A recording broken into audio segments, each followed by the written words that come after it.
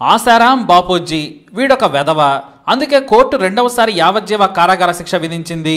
2013 నుంచి ఈ బాబా తన కొడుకుతో కలిసి రేపులు చేసినందుకు జైల్లో చెప్పకూడదు తింటున్నాడు. అయితే ఇప్పుడు రేపుల బాబా అంటున్నాం కానీ గతంలో అటల్ బిహారీ వాజ్పేయి నుంచి ఉమాభారతి, నితిన్ గడ్కరీ వరకు ఆయన ఆశీస్సులు కోరుకున్నారంటే మీరు నమ్మగలరా? మన దేశంలో సైన్స్ కంటే కూడా స్వాములు బాబాలకే విలువ ఎక్కువ. అయితే మొహం మీద బొచ్చు లేదంటే ఒంటిపై బొట్లు పెట్టుకుని నోటికి వచ్చింది వాగుతారు. మనం వాళ్లకు దండం పెడతాం. నాయకులు వారికి పాదాభివందనాలు చేసి మనల్ని పుష్పాలన చేస్తారు. ఈ మధ్య ప్రజలను అవమానపరిచి దేవతలను కించపరిచిన వారికి పద్మ అవార్డులు కూడా వస్తున్నాయనే విమర్శలు కూడా మొదలయ్యాయి. మనం వెధవలు అని తెలిసినా దండం పెడతాం, అభిమానులం అవుతాం. మన దేశంలో దరిద్రం అదే. ప్రతి దొంగకు, అవినీతి పరుడికి, సంస్కారం లేని వాడికి, కులగజ్జి ఉన్న వాడికి ఇక్కడ ఫ్యాన్స్ ఉంటారు. అలానే ఆసారాం బాపుకు కూడా ఉన్నారు. ఒకరు కాదు, ఇద్దరు కాదు, 2.5 కోట్ల మంది, వేల కోట్ల ఆస్తులున్నాయి. కానీ మనోడు బయటకు చేసేది సత్సంగం, లోపల చేసేది మాత్రం చెచ్చాంగం. నిజంగా ఇదేం జీవితం అనిపిస్తుంది కదా. అసలైన ఈ కథ వినండి. ఈ మొదటి కేసులోనే ఆసారాం బాపు చెప్పకూడదు తింటున్నాడు. మరి ఈ ఆసారాం అంత ఎత్తుకు ఎలా ఎదిగాడు, ఎలా పడ్డాడు అంటే సన్యాసి నుంచి సన్నాసిగా ఎలా మారాడో చూద్దాం. ఈ ఆసారాం బాపు పుట్టింది పాకిస్తాన్ లోని సిరుమలానీలో.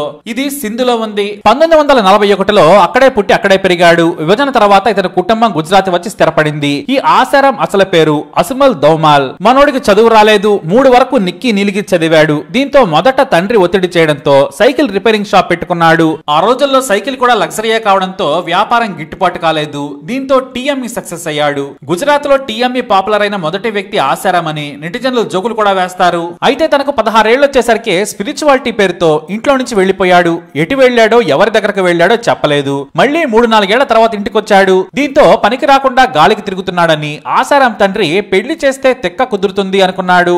వెంటనే తమ దూరపు బంధువుల అమ్మాయి అయిన లక్ష్మీదేవితో పెళ్లి చేశాడు. 3 ఏళ్లు తిరిగేసరికి కూతురు భారతీదేవి, కొడుకు నారాయణ సాయిని కన్నారు. ఈ కొడుకు ఉన్నాడు కదా, తండ్రి కంటే పెద్ద లఫూట్. ఆ స్టోరీ తర్వాత చూద్దాం. అయితే టీ స్టాల్ పెట్టుకుని జీవితాన్ని లాగిస్తున్న ఆసారాంకు గురులీలా షాజీ మహారాజ్ అనే గురువు దగ్గర శిష్యరకం దక్కింది. దీంతో కుటుంబాన్ని వదిలేసి అతని దగ్గర గడుపుతూ ఉండేవాడు. అంతేకాదు తన భార్య పిల్లలకు ఉచితంగా అక్కడే భోజనం పెట్టించి గురువు పాదాలు పిసుకుతూ గడిపేవాడు. అలా 5-6 ఏళ్లు పని చేయగానే తాను కూడా గురువు కావాలనుకున్నాడు.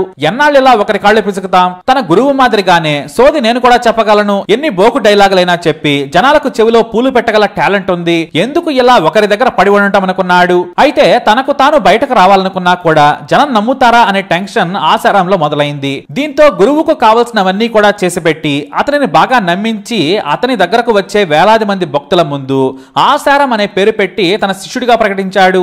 దీంతో ఆసారాంకు పాపులారిటీ పెరిగింది.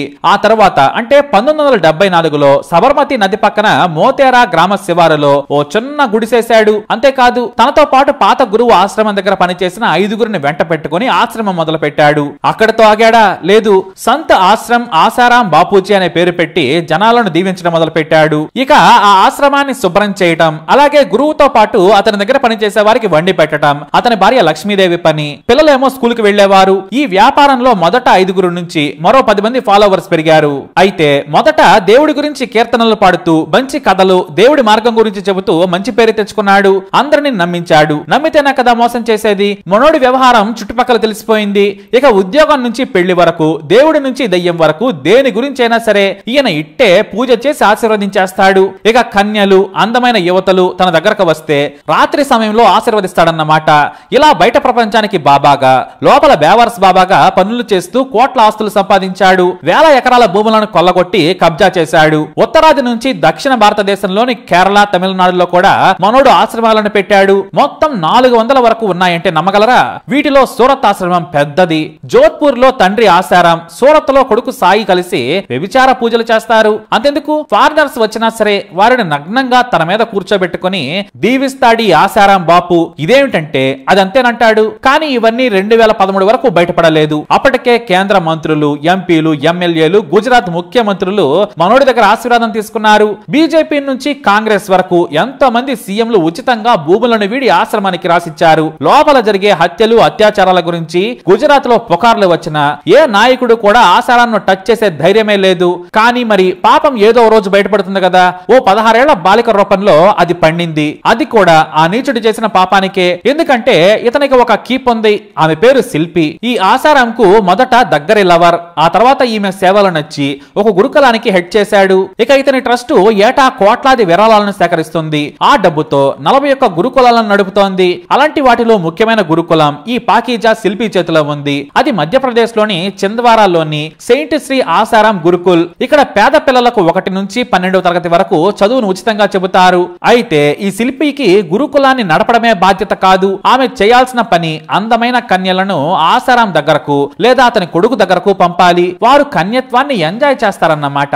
ఇలానే 12వ తరగతికి చెందిన 17 ఏళ్ల బాలిక ఒక రోజున కళ్ళు తిరిగి కింద పడిపోయింది. దీంతో ఆ రోజు క్లాసులకు వెళ్ళనివ్వకుండా వార్డెన్ ఆమెను గదిలోనే ఉంచింది. నీకు దెయ్యం పట్టింది, బాపుతో పూజలు చేయించాలి అని చెప్పింది. అంతేకాదు స్నానం చేయించి ఆసారాం బొమ్మకు దండ పెట్టించింది. అదే రోజు ఆ బాలిక తల్లిదండ్రులకు ఫోన్ చేసి మీ కూతురికి దెయ్యం పట్టింది, వెంటనే ఆసారాం బాపు దగ్గర క్షుద్ర పూజలు చేయాలి, రాత్రి సమయంలో చేస్తే ఆ ఒక్క రోజులోనే మొత్తం నయమవుతుందని చెప్పింది. దీంతో ఆ బాలిక తల్లిదండ్రులు మొదట భయపడి ఆ తర్వాత సరేనన్నారు. వారిది చింద్వారాకు పక్కనే ఉన్న చిన్న గ్రామం. ఈ ఆసారాం అంటే వారికి కూడా దైవ సమానం. దీంతో ఆ బాలిక తల్లిదండ్రులు వార్డెన్ శిల్పి చెప్పినట్లు ఆగస్టు 9, 2013న హాస్టల్ కు వచ్చారు. శిల్పి అంతకు ముందే యవ్వన కన్య వస్తుందని ముసలోడికి సమాచారం కూడా ఇచ్చేసింది. అయితే ఆయనకు ప్రతి రోజు వసంత రాత్రే. ఇక కన్యలంటే మహా పిచ్చట.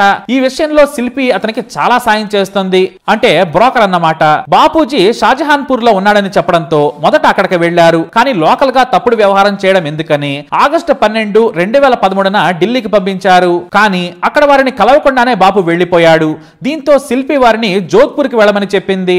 ఆగస్టు 15న ఆశ్రమం దగ్గరకు వెళ్లారు. అయితే వారిని లోనికి రానివ్వలేదు. దీంతో శిల్పి పేరు చెప్పగానే ఆసారాం శిష్యుడైన మరొక బ్రోకర్ శివ వారిని రిసీవ్ చేసుకున్నాడు. బాలిక ఆమె తల్లిదండ్రులను ఒక కాటేజీలో ఉంచాడు శివ.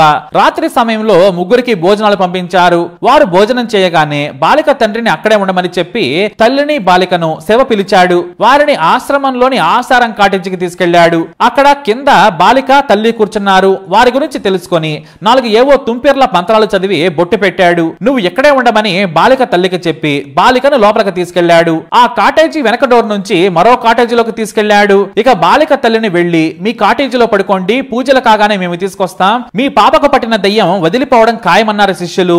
ఆమె వారి మాట నమ్మింది. అయితే బాలికను తీసుకెళ్లగానే లోపల మొదట బట్టలు మొత్తం విప్పేసిన ముసలోడు బాలికను అభ్యంతరకరమైన రీతిలో శృంగారం చేయాలని బట్టలు విప్పించాడు.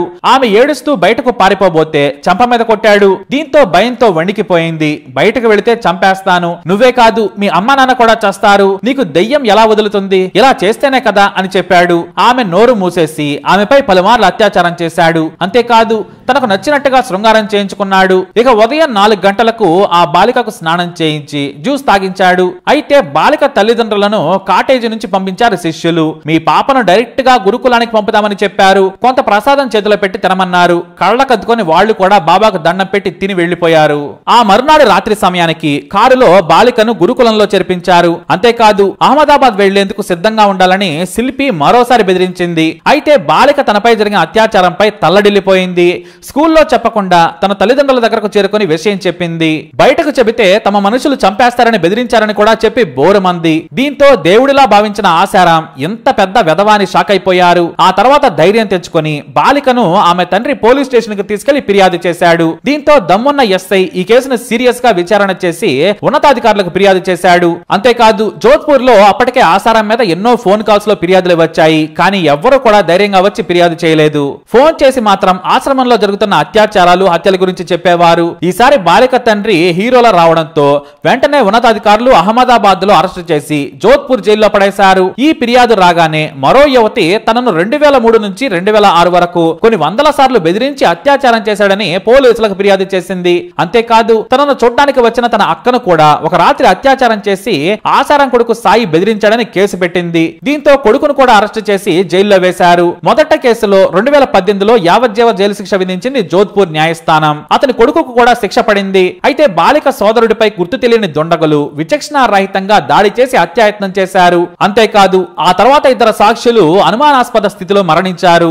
అయితే ఆసారం చేసిన అతిపెద్ద తప్పు న్యాయమూర్తిని బెదిరించటం. బెయిల్ ఇవ్వకుండా శిక్ష వేసేందుకు ప్రయత్నిస్తే తీవ్ర పరిణామాలుంటాయని ఆసారం అనుచరులు బెదిరించారు. అక్కడతో ఆగలేదు. కేసుని హ్యాండిల్ చేస్తున్న ఇన్స్పెక్టర్ ను కూడా బెదిరించారు. దీంతో అతని చుట్టూ ఉచ్చు బిగుసుకుంది. ఇద్దరు ఈ విషయంపై సీరియస్ కావడంతో ఏకంగా లైఫ్ పడింది. ఇప్పుడు మరొక యావజ్జీవం. అంతేకాదు ఆసారం అతని కొడుకు నగ్న వేషాల ఫోటోలు ఎన్నో బయటపడ్డాయి. విదేశీ యువతలతో మొసలోడు బూతు ఫోటోలు కూడా బయటపడ్డాయి. ఇంత వేస్ట్ ఫెలో అని తెలిసిన అతనికి అనుచరులు మాత్రం మావాడు మంచి సన్నాసి అని చెబుతూ ఉండడం కొసమెరుపు. అంతేకాదు కోర్టు తీర్పు వచ్చినప్పుడు బాధితుల ఇంటి దగ్గర పోలీసులు రక్షణ కల్పించాల్సి వస్తుందంటే మనం ఎలాంటి సమాజంలో ఉన్నామో అర్థం చేసుకోండి. ఇక సాక్ష్యాలు లేకపోవడంతో ఆసారం భార్య లక్ష్మీదేవి, కూతురు భారతీదేవి, మరో ఇద్దరు అనుచరులు నిర్దోషులుగా బయటపడ్డారు. కానీ వారిపై ఇంకా చాలా కేసులున్నాయి. అయితే ఇక్కడ మీరు గమనించాల్సింది ఇంకోటి ఉంది. 71 ఏళ్ల ఆసారాంకు 10 ఏళ్ల శిక్ష చాలని అతని తరపు లాయర్ న్యాయమూర్తిని కోరగా ఆయన చేసిన తప్పులకు క్షమాభిక్ష ఉందనుకుంటున్నారా? చేసిన తప్పులకు